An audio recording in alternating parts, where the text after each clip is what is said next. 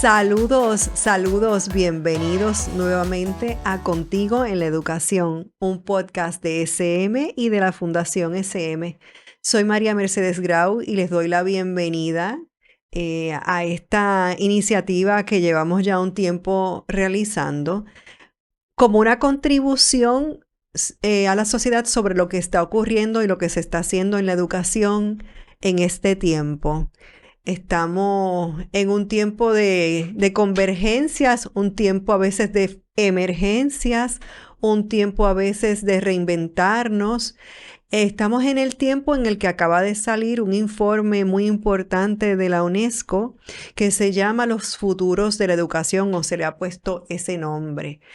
Pero en Puerto Rico tenemos mucha gente que nosotros a veces desconocemos que trabaja por el presente y el futuro de la educación y se preocupa por esas emergencias y por esas circunstancias que ocurren y que afectan la educación. Y una de esas personas es a la que le doy la bienvenida hoy, es nuestra entrevistada en este podcast, es la hermana Magna Martínez. Bienvenida, Sor Magna. Muchas gracias, Mercedes, por la invitación y con mucho gusto participo de este espacio que seguramente nos ayuda a crecer a todos. Gracias, gracias. Pues hermana es una persona que conocemos desde distintos frentes, vamos a decir así. La conocemos inicialmente cuando ella era directora del Colegio María Auxiliadora en Santurce, pero hermana ha hecho muchas cosas y la verdad es que nos acercamos mucho a ella. No nos acercamos, ella nos acercó. Ella acercó a SM en un momento en que había una emergencia generalizada en nuestro país acababa de pasar el huracán María. Y hermana, como directora de escuela que atendía, ¿verdad, hermana? ¿Cómo es su comunidad en Santurce para que sepan por qué nos llamó, por qué nos acercó? Ciertamente, el huracán María dejó tantas situaciones difíciles en nuestra isla. Si para nosotros ciudadanos fue difícil afrontar los nuevos retos, para tantos inmigrantes mucho más, los retos eran mucho más difíciles. Y precisamente el área donde se encuentra nuestra institución educativa, en Barrio Obrero, tenemos una comunidad que viven tantos inmigrantes y nuestra escuela precisamente sirve a esta comunidad, por lo cual teníamos que tomar acción de inmediato y hicimos todos los esfuerzos, tratamos de vincular a distintas agencias que pudieran incluso ayudarnos para poder dar respuesta de apertura a la escuela y que los estudiantes pudieran venir no a estudiar, sino que sintieran la escuela como la casa. La escuela que les responde ante una emergencia.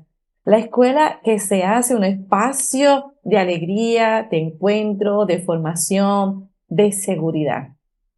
Y por eso hicimos el toque especial a SM como fundación, porque expertos en el área también de llegar a los niños desde la forma de los libros, los cuentos, las fábulas, el poder describir de un modo especial aquello que tocaba el corazón de tantos niños. Creamos así un enlace que verdaderamente nos permitió acompañar a los niños en un momento de dificultad tan difícil como el que vivimos todos.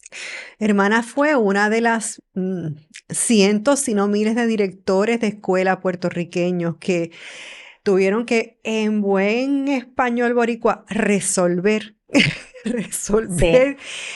La situación de que teníamos tantos niños fuera de la escuela y tantos familiares necesitados de que esos niños regresaran a un espacio donde se les pudiera atender y se les pudiera cuidar, mientras los papás, yo me acuerdo que usted lo decía, resolvían la vida. Sí. Y nos lo contó hermana, con ella trabajamos de cerca, pero luego nos lo contaron muchos directores de escuelas distintas, que el objetivo de ellos y de ella era poder abrir esa casa, esa escuela, ese hogar, ese segundo hogar que tenían esos niños y ayudarlos a sanar por un tiempo mientras que sus familias pues también resolvían la vida. Y así aprendimos mucho con Hermana Magna. Hermana es una orocobeña Ujú. que ahora como profesora, ella es hermana salesiana, como profesora enseña a estudiantes en la Universidad Auxilium de Roma. O sea, hermana nos está hablando ahora mismo desde su casa, ¿verdad? La casa religiosa en Sí. Roma. Tiene esa función ahora de formar educadores para que continúen con una labor que lleva la marca de ese gran educador que se llama Don Bosco, que Mm. podemos pensar, podemos ser o no ser católicos, pero hay educadores que están insertados dentro de distintas corrientes de pensamiento o religión, y Don Bosco ciertamente, uno lee sus planteamientos sobre educación y lo siente que están hechos para el día de hoy, hermana. De hecho, usted aplicaba en su escuela Sí. parte de la pedagogía que se había desarrollado hacía mucho tiempo. Pues ella forma educadoras y educadores, ¿verdad? ¿Van a ser maestros, hermana? ¿O no todos? Sí, sobre todo en el área de pedagogía en la cual estoy desarrollando mis procesos profesionales como tales, sí, la mayoría están preparando como educadores, sobre todo aquellos que participan en mis clases, y dirigentes escolares. Esa es la especialidad que me han confiado. Eh, Son estudiantes tanto de Italia, pero también incluso de distintas partes de los continentes, de los de cuatro continentes, parte de Oceanía. O sea que Y es interesante. usted tiene gente de Sí. dónde, cuando decimos parte de Oceanía, australianos, neozelandeses, ¿de dónde?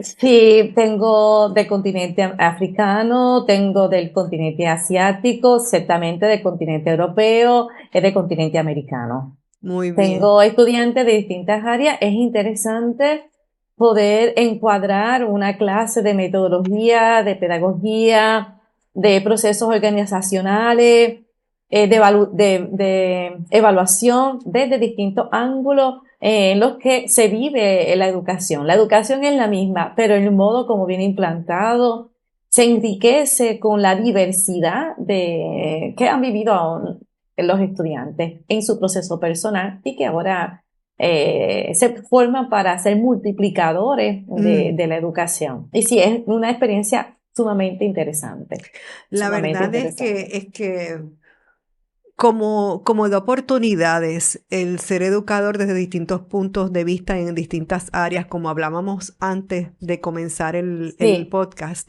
que hermana planteaba que no solamente se educa desde la escuela, por ejemplo, y ahora ya está educando en el ámbito universitario.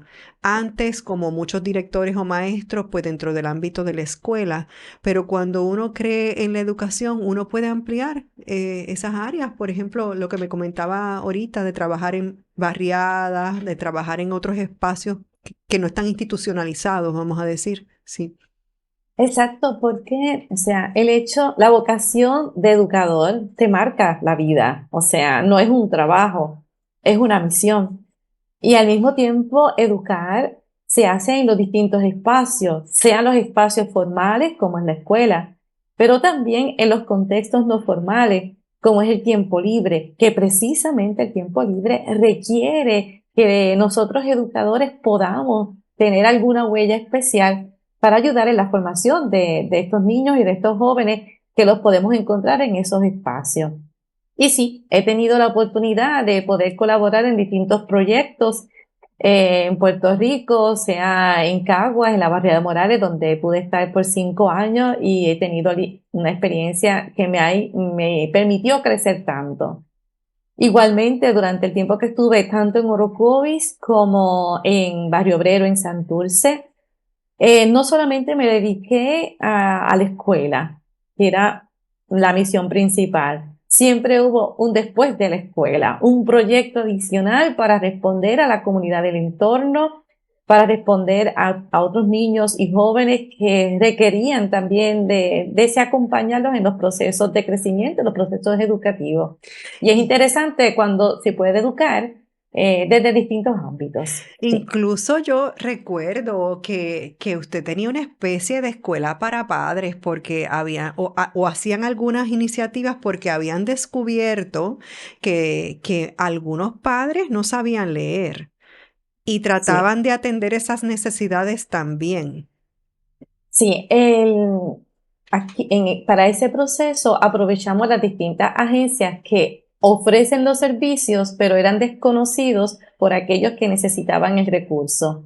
Por lo cual, en la medida que nos fuimos acercando a la realidad de algunas de nuestras familias, pudimos identificar esas necesidades y pudimos desarrollarlas vinculados con los procesos y proyectos que estaban alrededor nuestro, pero que esas familias las desconocían.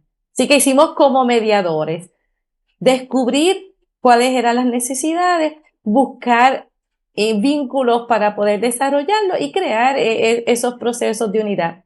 Que ahí viene la riqueza de Mm. trabajar en convergencia con los otros, el dar a conocer, el favorecer unos procesos que beneficia a unos padres y que a su vez permite que los niños puedan tener un apoyo también en su casa. Sí. Es que de ahí uno va viendo la amplitud del trabajo de un director escolar o de un educador que piensa más allá de las paredes de la escuela. Ujú. Una escuela que se abre a la comunidad, una escuela que sale a la comunidad, son unos modelos escolares que en estos momentos tendrían muchísimo sentido, porque vivimos en un tiempo en que el trabajo cooperativo, el pensar en el otro, las emergencias que estamos teniendo, que Mm. empiezan a tumbar esas barreras y todos decimos, esto me afecta a mí también, pues sería básicamente la respuesta o las opciones que hacia dónde debe caminar la educación y también hacia eso nos lleva el documento de la UNESCO, los futuros de la educación, Ujú. a trabajar juntos, a trabajar en comunidad, a trabajar maestros con maestros, o sea, muchas cosas que la palabra juntos eh, es de las más importantes, ¿no? Buscar convenios, buscar acuerdos. También el Papa Francisco habla del pacto, ¿verdad? Ujú. El pacto educativo global, que parea con las proyecciones de la UNESCO. Pero este tiempo se caracteriza precisamente por la palabra global, por unos fenómenos que nos afectan, unas emergencias que nos afectan por país o mundial. La más cercana que tenemos mundial o global es la pandemia, pero hay emergencias que son concretas y cualquiera, una global o una concreta del país, afecta la educación. Lo primero que hacemos es cerrar la escuela. Cuando hay un aviso de inundación, ese tipo de cosas, pues mira, en prevención cerramos la escuela. Hermana tuvo unas experiencias como parte de su misión con el proyecto Hermanos en Haití, en la que vio, ¿verdad, hermana? Muy directamente la gran emergencia del terremoto de 2010 en Haití.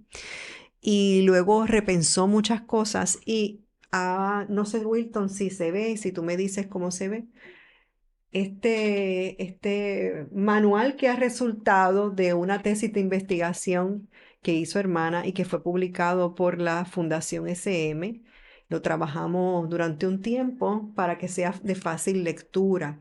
Lo que plantea hermana, ¿verdad? Es hasta unas soluciones prácticas que me gustaría que en el tiempo que nos queda, Wilton, que no estoy segura porque no estoy viendo el reloj, cuánto tiempo tenemos para seguir trabajando, que hablemos de este proyecto que lo vinimos a presentar y nos pudimos reunir, gracias a Dios, con personas que podrían llevar esto, los planteamientos de la hermana, su análisis y su contribución a las estructuras gubernamentales en las que se debe dar a conocer ya para que vaya directamente a la escuela. Así que con esa gran introducción, hermana, cuéntenos básicamente. Sí, gracias, Mercedes. Realmente es un tema que me preocupa y a la vez le he dedicado tiempo apasionadamente. ¿Por qué? la educación es importante en todos los ambientes, a nivel histórico y en todos los procesos. Pero delante de la situación de una emergencia que en estos tiempos estamos viviéndola más continuamente, repetidamente y distintos fenómenos naturales, pero situaciones también locales, nacionales. O sea, la emergencia se está multiplicando desde distintas perspectivas.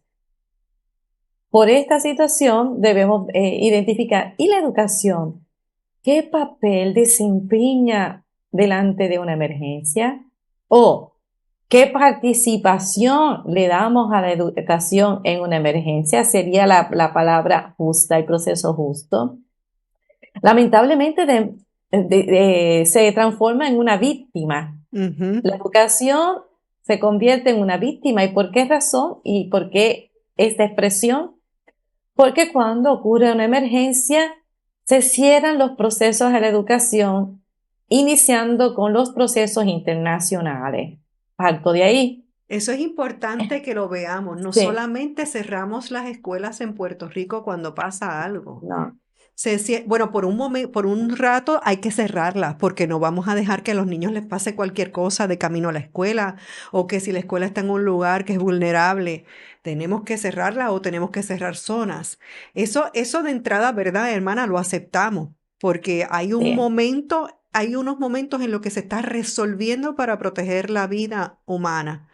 Ujú. Pero yo me acuerdo que usted me contaba que la escuela es como una especie de refugio emocional también, que a veces el que llega no es necesariamente a dar clase cuando la abrimos. Perdone que la interrumpa, pero esta parte para el oyente que a lo mejor piensa, oye, pero si viene una tormenta tremenda, pues ¿cómo no vamos a cerrar la escuela? Claro que hay que cerrarla, pero por un tiempo. Es Sí, cómo la vemos en esos periodos de emergencia sostenidos, más que nada, sería, ¿verdad? sí. O sea, la escuela es algo más que un espacio de enseñar. La escuela es el espacio que da seguridad, que crea estabilidad, se convierte en una red en una red de comunicación con la familia, es el espacio del encuentro. Ante una emergencia que se alarga, un día, 2 días, 3 días, una semana, 3 meses, el cerrar una escuela trae situaciones de mayor complejidad para los estudiantes, para los niños, porque las familias tienen que ir a buscar y Ujú. resolver las situaciones. Algunos tienen donde dejar a sus hijos en un lugar seguro, seguro. Pero ¿qué ocurre cuando no hay esos lugares seguros para que los niños puedan estar? Ya sabemos. Y un niño que sea dañado necesitará toda una vida para recuperarse. Es la razón por Así la cual, es. si los espacios educativos tienen abiertos de la forma que pueda ser posible, ciertamente, desde la posibilidad real, crea la oportunidad para que estos niños, en lugar de estar en lugares que puede provocar cualquier daño, puedan tener un lugar seguro. Primero, la seguridad. Segundo, para los niños, los procesos de emergencia también le crean mucha Ujú. inestabilidad, inseguridad, procesos emocionales afectados, por lo cual un lugar que le da seguridad y las personas que le muestran motivo de cercanía y de superación son sus maestros y sus compañeros. Eso está comprobado científicamente, que un niño Ujú. aceptado en un grupo, en un proceso, la escuela que es cotidiana, da la oportunidad de crear como, aunque la situación está, pero crea la posibilidad de estar más sereno, tranquilo, estando en un lugar de acogida. Por lo cual, por ejemplo, en Puerto Rico, muchas de las escuelas son usadas para hacer refugio. Ya algunas, gracias a Dios, en algunos de los municipios tienen otros lugares como alternativos, pero hay todavía algunos retos para superar que las escuelas no sean los espacios de albergue. sino que sean los espacios para recibir y dar continuidad a la educación, porque es un derecho. O Es sea, un, la continuidad educativa, aún en situaciones de emergencia, es un derecho y este derecho no se pierde con la emergencia. Cambia el modo. La escuela no da matemáticas, pero da sostenimiento, da seguridad psicológica, da procesos de Ujú. acogida social. Por ¿Y ende, es cómo, importante tenerla. cómo Pero llegamos, hermana, habiendo dicho eso de que hay que tener, en las emergencias hay que tener un parón, ¿verdad? sí, ¿Cómo recuperamos eso?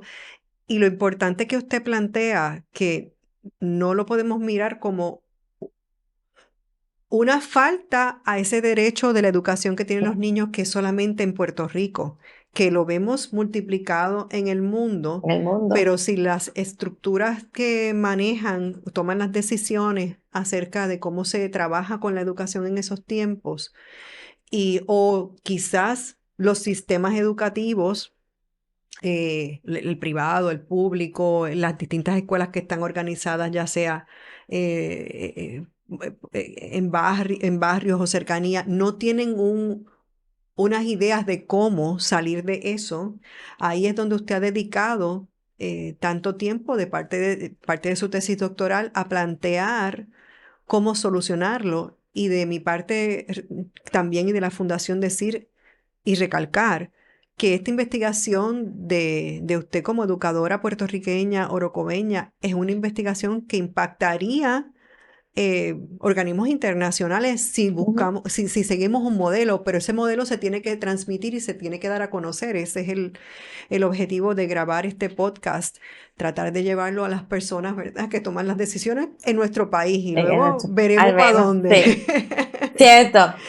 Tengo que indicar, por ejemplo, que es interesante que nuestros oyentes puedan identificar esta información, porque estudiando supe esto, no lo sabía, que cuando ocurre una situación de emergencia grave, los organismos internacionales que recurren y que tienen la responsabilidad de responder a la emergencia, responden a nivel de ofreciendo los recursos de alimentación, de la salud y de seguridad. Porque dentro de los criterios que ellos han Ujú, considerado son las tres áreas que verdaderamente salvan vidas, pero al mismo tiempo ujú. descartan la educación de recibir y ofrecer servicios, porque dentro de sus criterios la educación no salva vidas. Y sin embargo, Dios, mire qué cosa. podemos, podemos evidenciar, y los que me escuchan, sobre todo los maestros y que tienen experiencia en este campo, sabemos que la educación salva vidas. La salva en emergencias de todo tipo. Por lo cual, una de las cosas por las que debemos abogar a los grandes, en los foros internacionales, es abogar para que la educación pueda ser el cuarto pilar eh, tenido en cuenta cuando se afronta una emergencia. Luego, otro aspecto, porque sé que el tiempo no es muy largo, existen unas normas internacionales para responder y dar continuidad a la educación, aún en situaciones de emergencia. Son las llamadas normas INE. Estas Ujú. normas han estado Aquí estoy viendo. estipuladas por una red interagencial a nivel internacional. Fueron elaboradas desde el 2004 y luego en sus procesos de edición. Precisamente en este año están haciendo la tercera edición y fueron avaladas por la ONU y están siendo una invitación a que todos los países puedan afrontar o puedan adaptar estas normas en los planes de emergencia nacionales. Y aquí se enlaza con Ujú. el modelo que está presentado en la publicación apenas presentada en diciembre en Puerto No Rico. sé si se Eh, ve, usted lo puede ver bien claramente, es este modelo, el modelo Sí, PAC. este el modelo PAC, Sí. sencillamente PAC, que significa la P de prevenir, la A de actuar y la C de continuar. PAC. ¿Por qué? porque una emergencia debe ser afrontada antes con la Ujú. prevención. Por la prevención. Muchas situaciones, muchos riesgos pueden ser mitigados. Y no solamente de los sectores donde se inundan, sino distintas acciones que se pueden prevenir con un buen plan de acción. Cuando llega la emergencia, ciertamente nos coge al improviso, pero si podemos prevenir, estupendo. Podemos afrontar mejor la situación y luego ciertamente desarrollar los recursos y las competencias para poder continuar. Pero Porque una fíjese, emergencia, hermana, pensando, perdone, disculpe que la interrumpa, sí, que si nosotros enfocamos en prevención, no podemos prevenir lo que desconocemos. Así que en exacto. ese primer punto, en esa P de PAC, prevenir tiene que involucrar análisis, tiene que involucrar trabajo con el grupo Con, para ver las distintas opciones o visiones, de manera que cuando llegue la emergencia, actuamos con conocimiento, porque si voy a decir un ejemplo. Viene un periodo de lluvias que es lo más cercano a nosotros. Sabemos que las escuelas de tal comunidad están en lugares vulnerables porque todas fueron construidas cercanas a ríos. Todos nuestros pueblos están a los lados de un sí, río. Bueno, el ser humano construye al lado del agua porque la necesita una para vivir, esencia, ¿verdad? sí. Em, pues, ok, están nuestras escuelas ahí, pues, ¿qué opciones vamos a tomar? Si esas escuelas están cercanas a un río, pues vamos a decir, se construyen unas áreas de esas escuelas que a lo mejor estén en un segundo piso.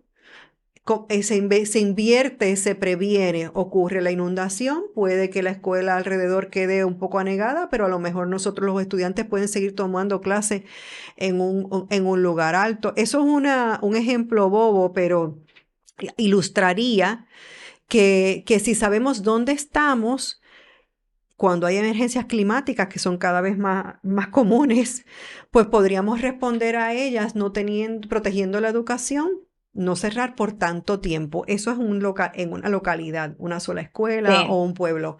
Cuando hablamos de gobierno, pues prevenir sería hacer un análisis de dónde están las escuelas, cuál es la situación, cuáles serían los planes de respuesta y ahí a partir de ahí vamos a actuar durante la emergencia. Pero ahí ese punto es súper importante. exacto. Y también es un elemento importante pensar la escuela no como un elemento separado de la comunidad. La escuela responde a un entorno particular, es parte de una comunidad, por lo cual la escuela y el entorno y la comunidad deberían trabajar juntos. El plan de emergencia local de una escuela no es solamente o no debería ser solamente de la estructura escolar, Mm. sino el plan de la escuela abarca la comunidad educativa y la comunidad educativa es todo lo que me rodea. Incluso haciendo un mapa del entorno se pueden identificar los procesos que pudieran resolver delante de una emergencia. Por ejemplo, si yo identifico qué cosa tengo alrededor, cuáles son los espacios que tendría, si la estructura de la escuela viene dañada por alguna situación dada, ¿qué otra estructura en el sector yo tengo disponible?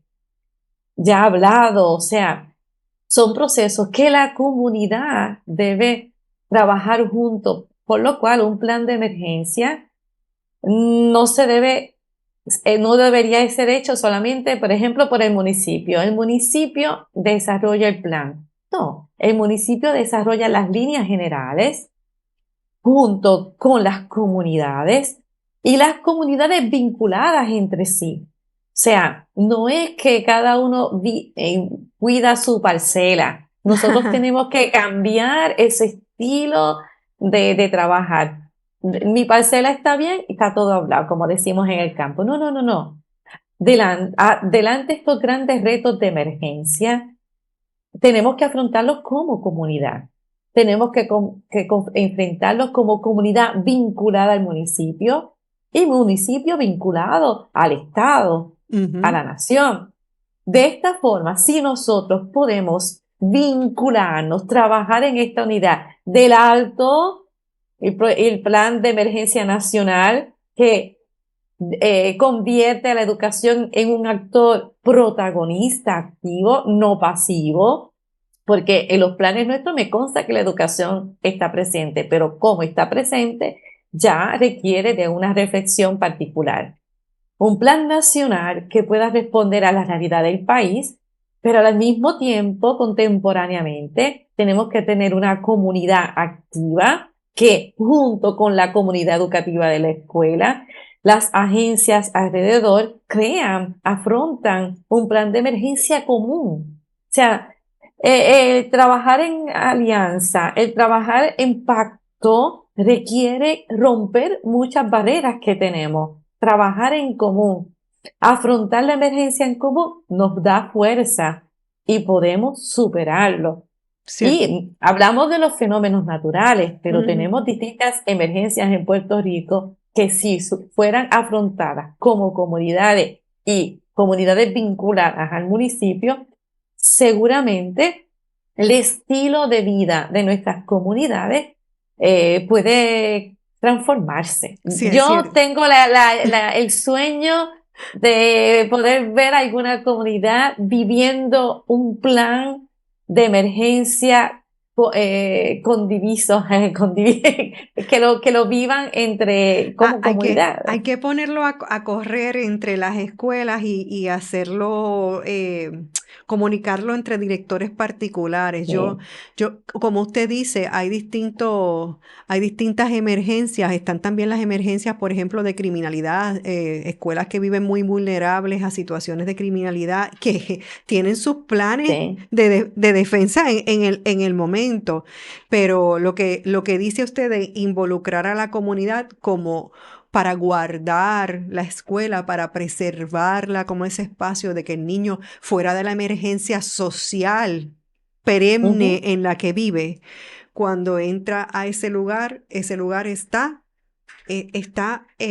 guardado para la emergencia, vamos, separado de esa emergencia.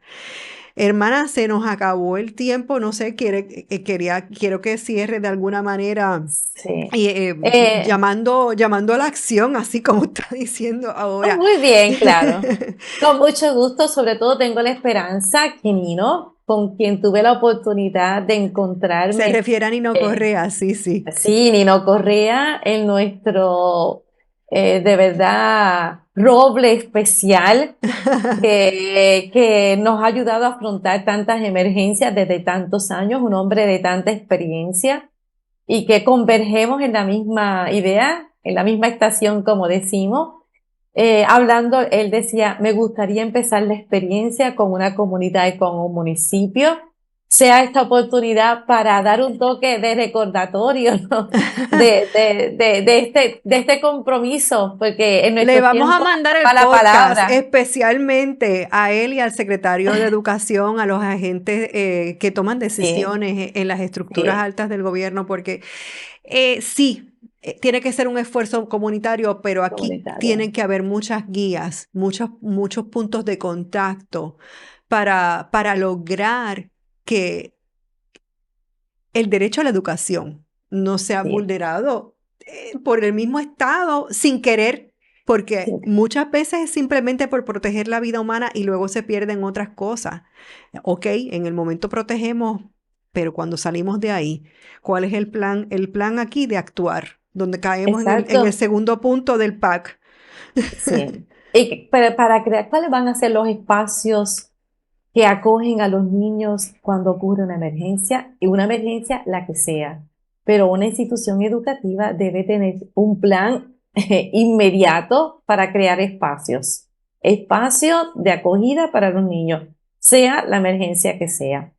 Y yo diría que para concluir este momento, o sea, si nosotros adultos que hemos recibido tanto, hemos tenido el don de la vida ya de tantos años, tenemos el compromiso de dejar a nuestras nuevas generaciones una sociedad, un mundo, una situación favorable para nuestros niños. El compromiso es mitigar hoy Ujú. para que la educación pueda protagonizar la experiencia de crecimiento de nuestros niños y de esta forma poder lograr transformaciones.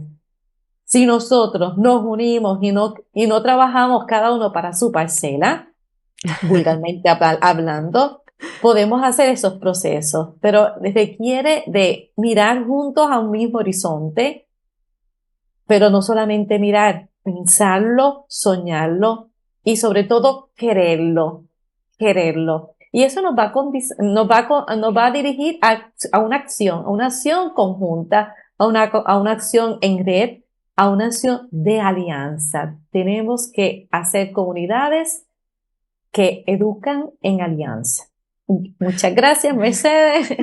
Mejor dicho, no puede estar.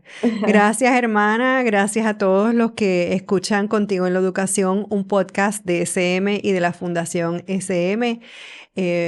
No será la primera vez, no será la última vez, es la primera, pero no será la última Sí. vez que escuchemos, hermana, en esta misión que también es para nosotros dejar esta especie de biblioteca que podemos ver por YouTube o escuchar por Apple Podcast o por Spotify sobre lo que es la educación y los temas importantes. Muchas gracias y nos vemos pronto. Con el favor de Dios. Desde Roma, un saludo para todos, muchas, muchas bendiciones y el corazón boricua aquí en Roma. Chao. ¡Qué bella! Chao.